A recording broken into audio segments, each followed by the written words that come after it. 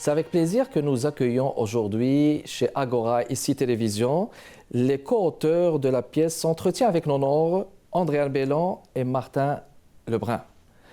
Andréane Belland est autrice, actrice, improvisatrice, médiatrice culturelle, animatrice littéraire et metteur en scène. Passionnée de théâtre et d'écriture, elle a animé des ateliers d'écriture et mis en scène une comédie musicale et dirigé 3 créations collectives pour l'Université de Québec à Rimouski, à Lévis. Elle a réalisé une vingtaine de mises en scène du secondaire universitaire en passant par l'amateur avec les troupes entre amis et grands-enfants. En 2021, elle est récipiendaire d'une bourse du Conseil des arts et des lettres du Québec et coécrit avec son grand complice Martin Lebrun le radiothéâtre illustré Entretien avec Nonore. Ce projet a été le coup de cœur du public au prix du patrimoine de la ville de Lévis et finaliste avec mention honorable au prix du gouverneur général en histoire pour l'excellence des programmes communautaires. Martin Lebrun est comédien, auteur et médiateur culturel.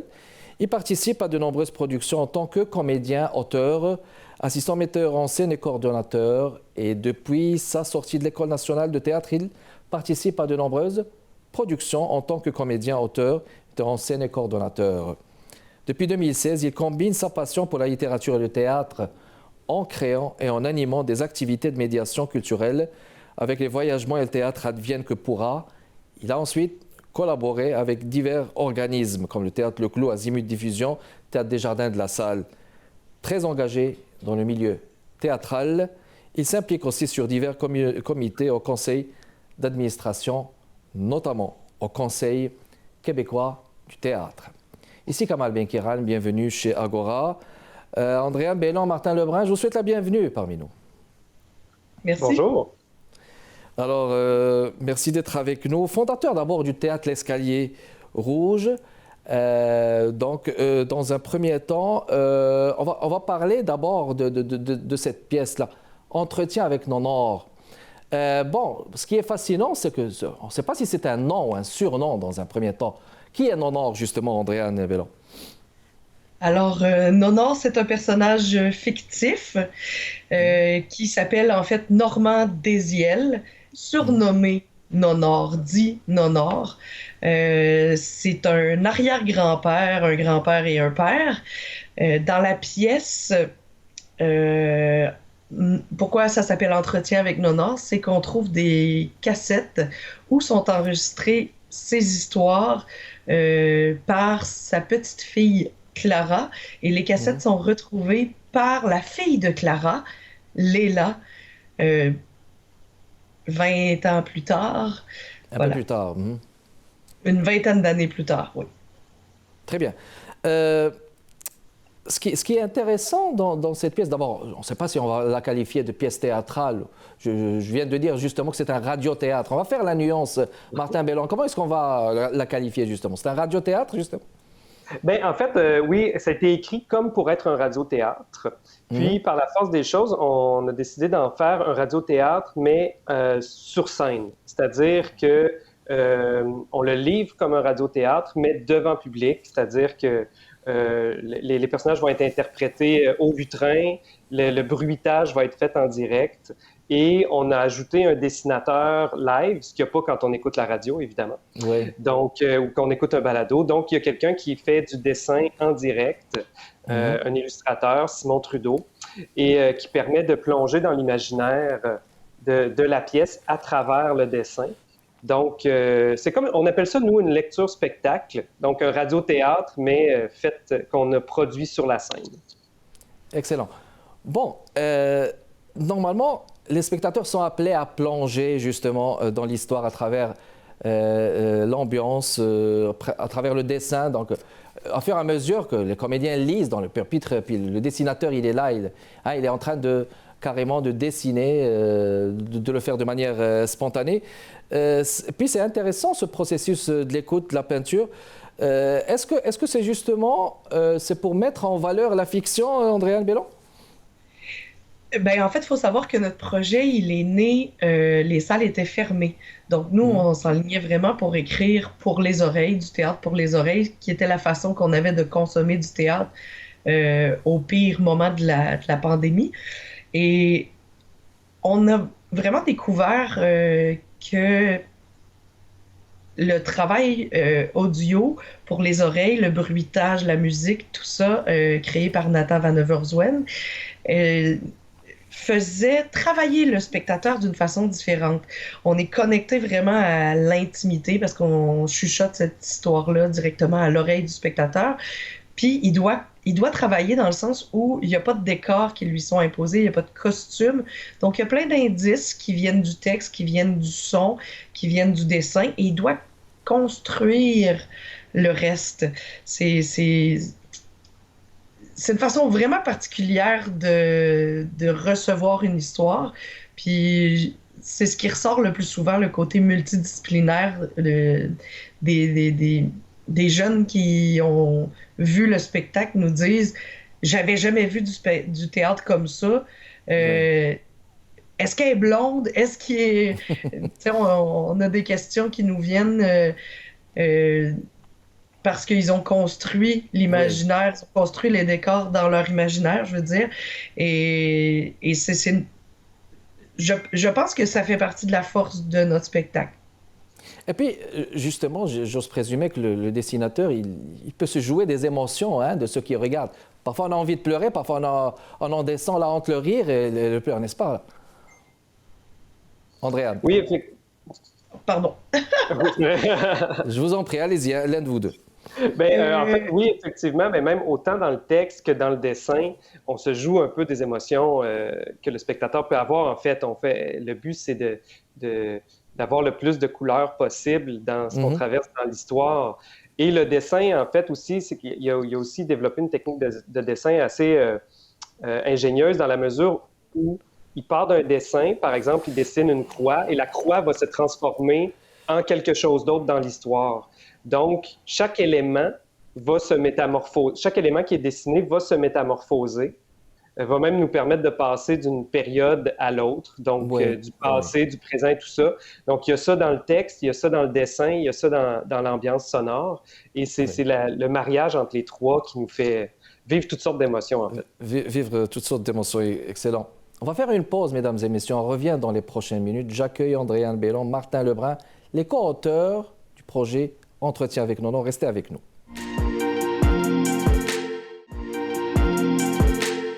De retour avec vous, mesdames et messieurs, à l'émission Agora, chez ICI Télévision. On parle d'un projet, c'est un radiothéâtre là, c'est Entretien avec Nono. On interpelle le patrimoine québécois, particulièrement de Lévis. On va avoir plus de détails à ce niveau. C'est Andréane Bellon qui est avec moi et Martin Lebrun aussi qu'on accueille aujourd'hui chez Agora, qui ont coécrit conjointement. Question à vous, Martin.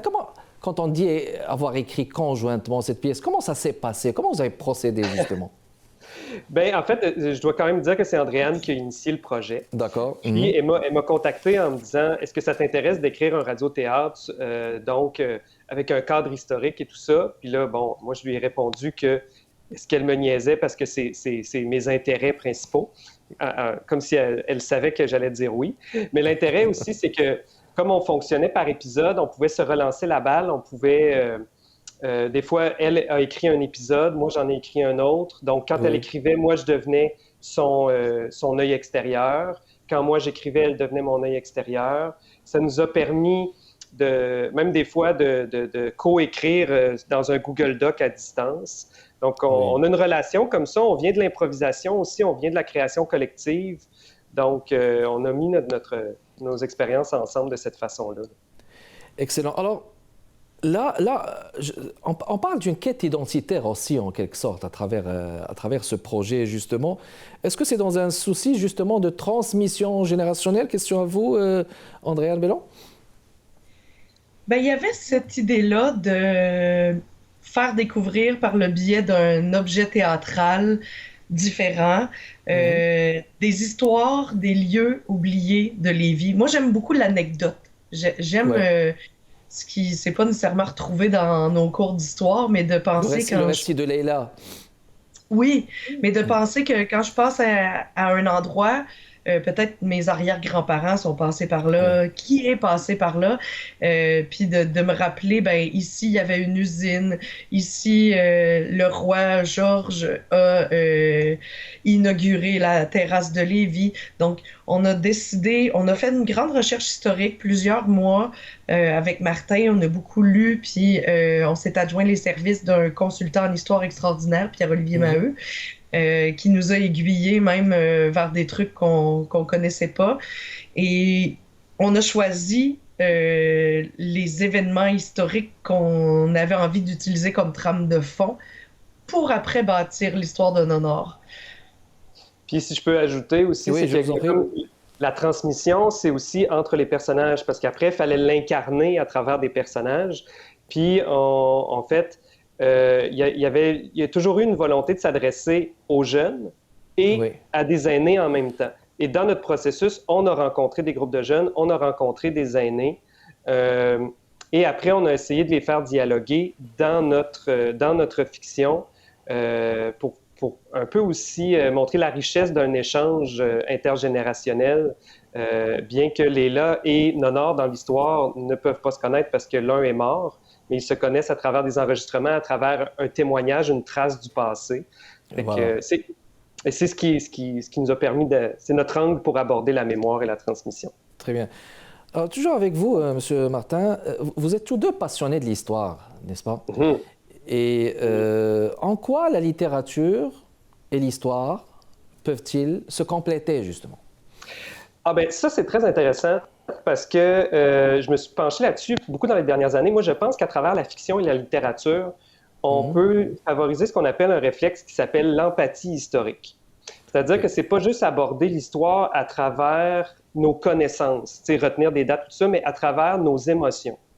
On peut envisager notre territoire, notre patrimoine comme quelque chose d'affectif. En fait, les émotions sont une autre façon de comprendre notre histoire. Il n'y a pas que l'analyse historique, scientifique qui permet de le faire. Et la littérature est un puissant vecteur pour y parvenir. Et puis, justement, la littérature permet de mettre en valeur l'histoire de Lévis. Est-ce que vous pensez qu'on a beaucoup de projets théâtrales ou autres qui permettent de mettre en valeur l'histoire du Québec, comme vous l'avez fait donc, pour cette région justement de Lévis? C'est pas quelque chose qui est... Pardon. Andréane, je vous en prie. C'est quelque chose qui est courant, mais ça se voit quand même. Là, récemment, à Québec, on a eu une pièce de Émile Proulx-Cloutier extraordinaire qui s'appelle Gros-Cils. Puis c'est des morceaux d'archives qui ont été tricotés pour créer une pièce ensemble. Des fois, c'est des lettres, puis ils finissent par se répondre. Ça fait un dialogue. C'était vraiment magnifique comme spectacle. Je pense que si les gens ont envie d'histoire, il y aura de plus en plus de spectacles comme ça, mais de tous les temps. Il y a des pièces qui parlent de Octobre 70. Martin pourrait bien répondre aussi à cette question-là. Mais je pense qu'il y a beaucoup d'artistes qui s'intéressent à l'histoire. On pense aussi à Robert Lepage avec 887 ou des pièces comme ça. Je pense que chacun, et après, l'historique dans les pièces peut avoir certains degrés. Quand on dit qu'on fait de la fiction historique, c'est un cadre, puis après, on joue dedans un peu comme on veut. On peut être plus ou moins historique. Et je pense qu'en ce moment, il y a une volonté quand même de déterrer des facettes de notre histoire qui n'ont pas été traitées par la grande histoire, ou de donner parole aux êtres humains qui l'ont vécu ou qui auraient pu la vivre à une hauteur moins je dirais, des grandes personnes, on va dire, ou des grands noms de l'histoire. Donc ça, je pense qu'il y a quelque chose dans l'air avec ça. Mais surtout, il y a cet effet aussi de la transmission générationnelle pour les enfants, pour la relève qui s'en vient aussi, surtout. Effectivement, puis même, ça crée des belles rencontres. Puis Andréane a voulu vraiment initier je vous en prie, la parole, Andréane. Oui. En fait, je pense que notre personnage principal, Léla, l'adolescente, elle va vivre une grande réconciliation dans la pièce avec les histoires qu'elle se fait raconter aux oreilles puis qu'on entend par le fait même. Parce qu'au début, elle est vraiment en rupture avec sa mère, en Ouais. chicane parce qu'elle s'est fait déraciner de son cercle d'amis puis de son milieu de vie où elle était bien. Et là, pour se faire projeter à L'Ozon profond, le nom de notre premier épisode, euh, où nous, on s'est connus. Et puis, à travers les histoires, elle se réconcilie. Elle tombe même en, j'ai envie de dire, en amour avec l'histoire de sa famille, avec cette voix-là enregistrée sur des cassettes d'un homme qu'elle n'a pas connu. Excellent. Tranquillement, elle se réconcilie avec sa mère. Parfait. On va juste, sans vous couper la parole, faire une petite pause et on revient dans les prochaines minutes, mesdames et messieurs.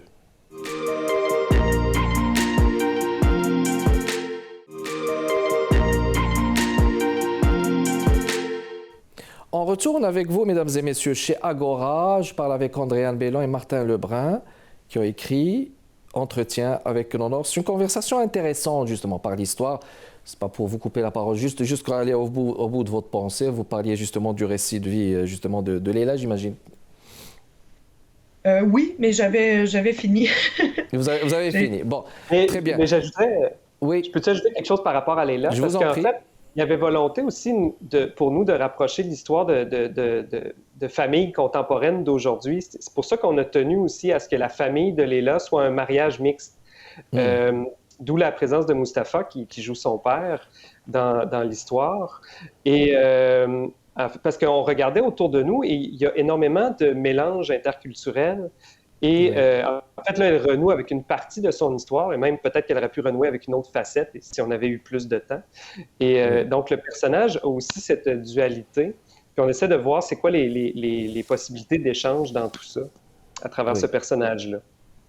Mais justement, en faisant mes recherches, c'est intéressant de voir que les comédiens sont en train de lire là dans le pupitre. Là. Puis il n'y a pas de décor. C'est vraiment c'est très innovateur. J'ai personnellement apprécié. On va parler de cette troupe. Regardez cette image, mesdames et messieurs. C'est la photo de la troupe qui est mise en valeur. Je vous en prie, Andréane Bellon, si vous pouvez nous présenter les gens donc, qui ont permis à Entretien d'honneur d'être joué, d'être conçu, justement.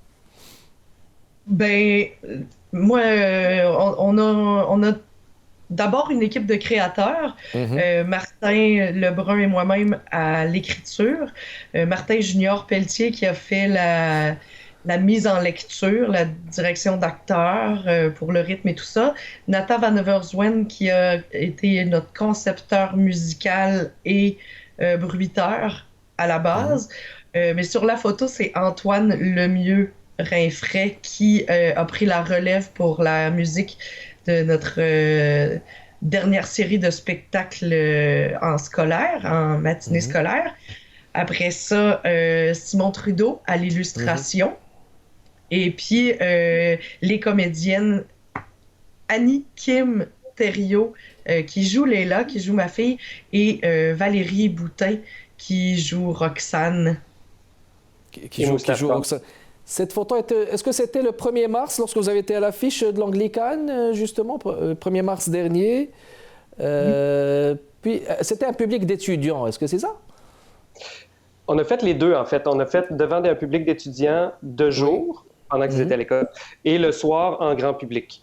Et même pendant les représentations avec les jeunes, des fois, il y avait des aînés aussi qui sont venus parce que des fois, ils préfèrent venir au théâtre de jour. Donc, on a eu l'occasion de faire 6 représentations au total. Magnifique. On va parler des gens qui vous ont soutenu dans ce projet.